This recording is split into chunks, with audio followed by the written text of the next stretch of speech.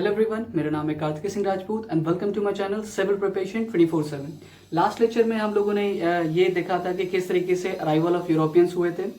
कहने का मतलब लास्ट लेक्चर में हम लोगों ने ये प्रिपेयर कर लिया था कि किस तरीके से पुर्तगाल आए, किस तरीके से डच, फिर फ्रेंच, फिर ब्रिटिश, और किस तरीके से ब्रिटिश ने सबको दरकिनार करते हुए इंडिया पे पूरा अपना डोमिनेंस एस्टैब्लिश कर दिया। डोमिनेंस एस्टैब्लिश करते करते फिर हम लोग उसके ब्रिटिशर्स के ही गुलाम भी हो गए। तो लास्ट लेक्चर में हम लोगों ने अराइवल ऑफ यूरोपियन 4 लेक्चर्स में इसको कंप्लीट कर लिया है। आज हम लोग इस चीज को अब देखने वाले हैं कि मॉडर्न हिस्ट्री का ये पोस्ट मुगल पीरियड देखने वाले। पोस्ट मुगल पीरियड मतलब मुगल पीरियड का एक तरीके से ये समझिए कि जो औरंगजेब थे उनके डेथ के बाद जितने भी सक्सेसर्स आए उनको हम लोग पोस्ट मुगल पीरियड में पढ़ते हैं। अब डेथ ऑफ औरंगजेब की बात हो रही है तो डेथ आप जान जाइए कि डेथ औरंगजेब की हुई थी मार्च 3 1707 में। मार्च 3 1707 के बाद जो भी सक्सेसर्स आए वो पोस्ट मुगल पीरियड में जोड़े जाएंगे। ठीक है, तो शुरू करते हैं। ये बहादुर शाह फर्स्ट से लेके ये बहादुर शाह 2, जिनको बहादुर शाह जफर भी कहा जाता है, ये मैंने सीरीज वाइज लिख दिए हैं ताकि आप लोग को इस चीज को समझने में या याद करने में कोई तकलीफ ना। तो आइए शुरू करते हैं। औरंगजेब के 3 लड़के थे। एक हुए बहादुर शाह फर्स्ट और 2 वो उधर लिखे हुए हैं, मोहम्मद आजम शाह एंड मोहम्मद कामबख्श।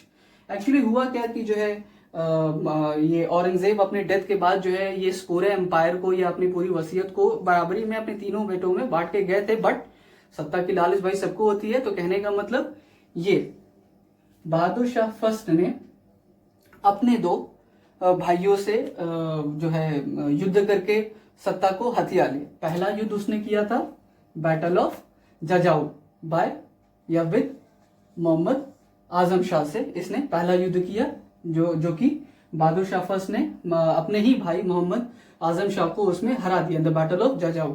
और दूसरा बैटल हुआ था बैटल ऑफ बीजापुर, जिसमें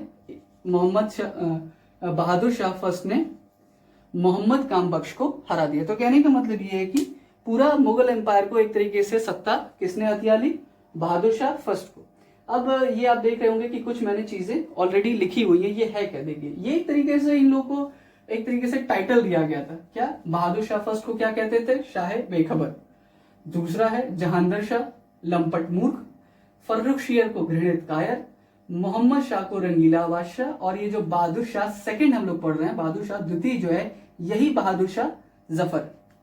एक बार चलिए इसको एक बार हम लोग फिर से या एक बार इसको देख लेते हैं कि कब कब कौन आया। तो सबसे पहले बहादुर शाह फर्स्ट, उन्होंने अपने 2 भाइयों को हराने के बाद 1707 से 1712 तक राज किया। फिर उसके बाद आए जहांगीर शाह 1712 से लेके 1713 तक, जिनको लंपट मूर्ख भी कहते हैं।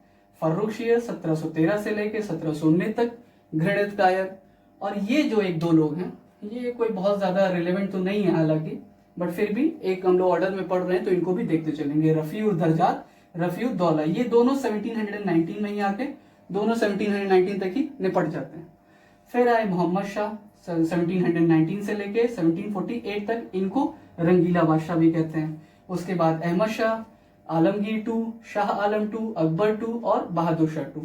यहां से ये 2 वाला पैकेज शुरू हो गया है। एक तरीके से आपको याद करने में आसानी रहेगी। ठीक है, ये अगर आपको डेट वाइज मतलब ये जो इनके वो हैं कि मतलब कितने टाइम तक इन्होंने राज किया, ये अगर याद नहीं भी रहता तो चलिए इसमें कोई बहुत बड़ी बात नहीं है। बट ये इस चीज को आप याद कीजिएगा। क्यों? क्योंकि इस पे इस तरीके से क्वेश्चन बना देता है कि सीधे जैसे 4 नाम आपको उठा के दे दें और फिर ये कहें कि किस तरीके से क्रोनोलॉजिकली सेट कीजिए कि कौन कब पहले राजा बना था या इस तरीके से। तो ये नाम आपको याद होने चाहिए। ठीक है, आइए अब कुछ डिटेल में इन लोगों के बारे में जानते हैं हम लोग। ठीक, तो बहादुर शाह फर्स्ट में मैंने आपको बताया जो औरंगजेब के 3 लड़के हुआ करते थे, बहादुर शाह फर्स्ट, मोहम्मद आजम शाह, मोहम्मद कामबख्श। ये बहादुर शाह फर्स्ट ने ये अपने उत्तराधिकार की लड़ाई में अपने दोनों भाइयों को battle of Jajau, battle of Bijapur में हरा दिया और ये पूरा राजा बन गया। ठीक है, फिर उसके बाद से आता है जहांगीर शाह फ्रॉम 1712 टू 1713। ये एक तरीके से समझिए कि बहादुर शाह के 4 लड़के थे। बहादुर शाह के 4 लड़के थे, जिसमें सबसे जो एकदम इनकॉम्पिटेंट था वो था जहांगीर शाह। और इसको जो है जुल्फिकार खान, उस समय का एक बहुत ही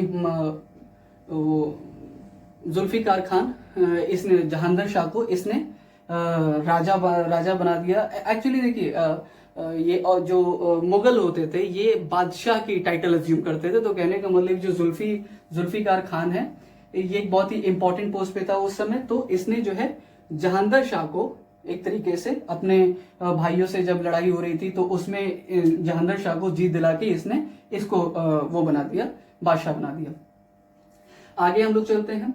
जहांगीर शाह के बाद फर्रुखशियर आए, जो कि 1713 से लेके 1719 तक की बात हो रही है। इसमें मतलब ये जहांगीर शाह से फर्रुखशियर के बीच में एक नाम आपको मिलेगा सैयद ब्रदर्स का। अब ये सैयद ब्रदर्स कौन है? इनको किंग मेकर कहा जाता है। सैयद ब्रदर्स को किंग मेकर भी कहा जाता है क्योंकि इन्होंने कई राजाओं को एक तरीके से बनाया, बिगाड़ा भी, फिर बनाया, है ना। तो ये सैयद ब्रदर्स कौन कौन है? सैयद अब्दुल्ला खान, सैयद हुसैन अली खान, ठीक है। इन्होंने क्या किया कि जहांगीर शाह की हत्या करवा दी। ये काफी इंपॉर्टेंट, मतलब एक तरीके से इनकी मर्सिनरीज की आर्मी हुआ करती थी, तो जो है इन्होंने अपने उसके दम पे जहांगीर शाह को मरवा दिया और फर्रुखशियर को राजा बनवा दिया। फर्रुखशियर, जिसको हम घृणित कायर के नाम से भी जानते हैं, फर्रुखशियर को इसने राजा बनवा दिया। अब ये फर्रुखशियर को राजा बनवाने के बाद अब्दुल्ला खान को फर्रुखशियर ने नॉमिनेट कर दिया एज वजीर और हुसैन खान को बना दिया उसने मीर बख्शी, ठीक है।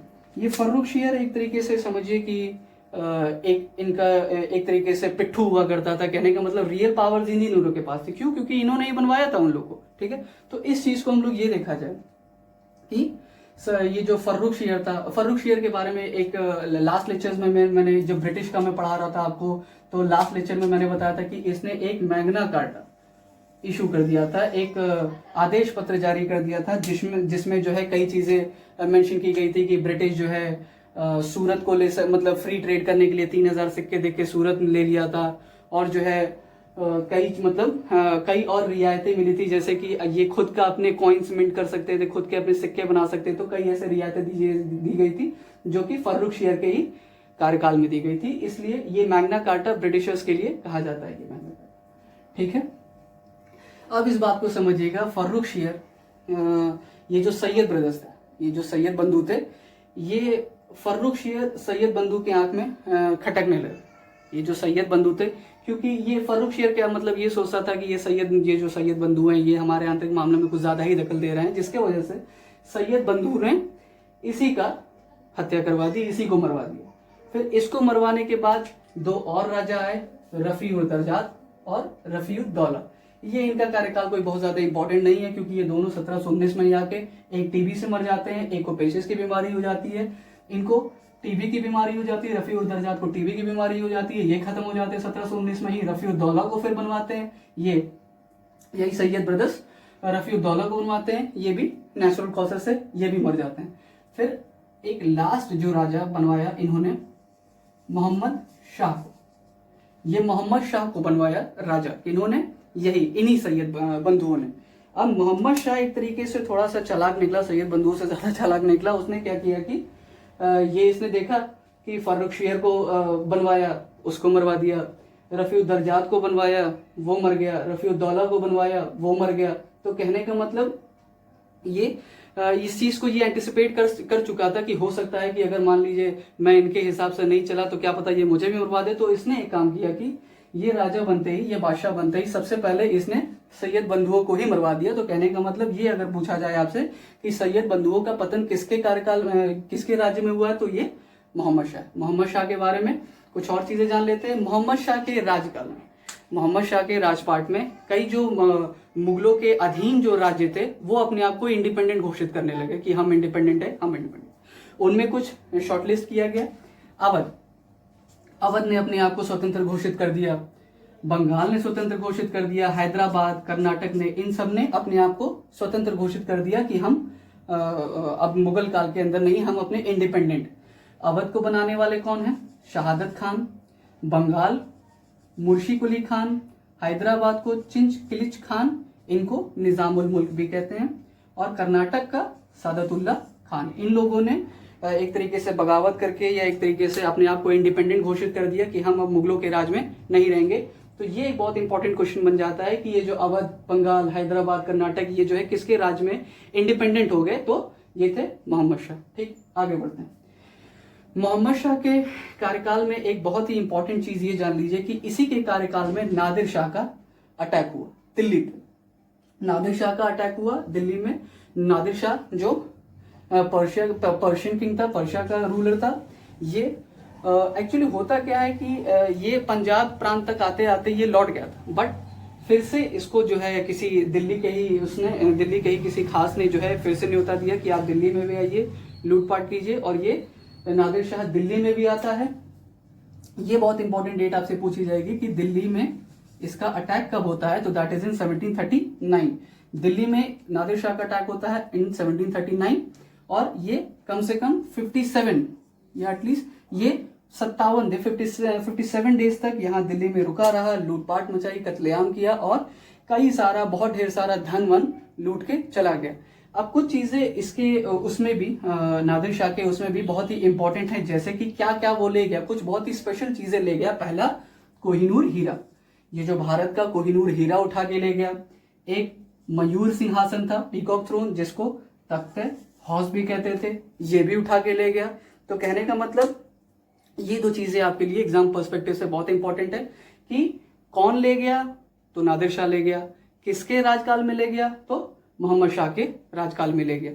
एक तरीके से ऐसे भी समझिए ये जो पीकॉक थ्रोन वही जो शाहजहां ने बनवाया था, ये एक तरीके से ये समझिए कि ये भी एक तरीके से क्वेश्चन बन सकता है कि ये जो तख्ते हौस था, ये जो मयूर सिंहासन था, इस पे आखिरी मुगल बादशाह बैठने वाला कौन था? तो ऑब्वियस ही बात है कि मोहम्मद शाह के टाइम पे उठा ले गया तो मोहम्मद शाह ही होंगे, है ना। तो कहने का मतलब कि Mohammad Shah was the last Mughal emperor to sit on the तख्ते हौस। ठीक है, आगे बढ़ते हैं हम लोग।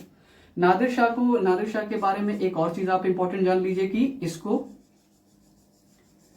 ईरान का नेपोलियन भी कहा जाता है। इसके जिस तरीके से एक्सपेडिशंस हुआ करते थे, बाहर जाके दूसरे के लूटपाट करना, जो है कत्लेआम करना और मतलब फिर से वापस हो जाना, तो इसको एक तरीके से नेपोलियन ऑफ ईरान की भी उपाधि दी गई है। ठीक है, आज के लिए हम इतना ही, इस पोस्ट मुगल पीरियड में इतना ही पढ़ेंगे। आगे आने वाले लेक्चर्स में हम अहमद शाह, आलमगीर द्वितीय, शाह आलम द्वितीय, अकबर द्वितीय और बहादुर शाह द्वितीय के बारे में पढ़ेंगे, ताकि ज्यादा आपको एक ही लेक्चर में कुछ ज्यादा मतलब ना हो। शॉर्ट लेक्चर्स में चाहता हूं बने, ताकि आप इस चीज को आराम से सुनते हुए भी याद कर सके। तो एक बार आइए, चलो एक बार और रिकॉल कर लेते हैं हम लोग। पहला बादशाह बहादुर शाह फर्स्ट, दूसरा जहांगीर शाह, तीसरा फर्रुखशियर, रफीउद्दौला चौथा, रफीउद्दौला पांचवा और मोहम्मद शाह ये छठा। और ये नाम आप एग्जाम पॉइंट ऑफ व्यू से बहुत क्लियर रखिएगा, ये भी एक एग्जाम पॉइंट ऑफ व्यू से काफी इंपॉर्टेंट ही है, क्योंकि डायरेक्ट इस पे क्वेश्चन बनता है कि किसको ये कहा जाता है। तो बहादुर शाह फर्स्ट को शाह बेखबर कहते थे, जहांगीर शाह को लंपट मूर्ख, फर्रुखशियर को घृणित कायर और मोहम्मद शाह को रंगीला बादशाह। तो आज के इस लेक्चर में हम लोग यहीं पे खत्म करते हैं इसको। आगे आने वाले लेक्चर्स में हम लोग जो बाकी बचे पोस्ट मुगल पीरियड के बाकी जो और रूलर्स हैं उनके बारे में पढ़ लेंगे। तब तक के लिए अगर आपको ये वाला वीडियो अच्छा लगा, ये लेक्चर अच्छा लगा है, तो मेरे वीडियो को प्लीज लाइक कीजिए, चैनल को सब्सक्राइब कीजिए और अपने इस दूसरे अपने इंफॉर्मेटिव दोस्तों में इसको शेयर कीजिए। तब तक के लिए पढ़ते रहिए, टेक केयर।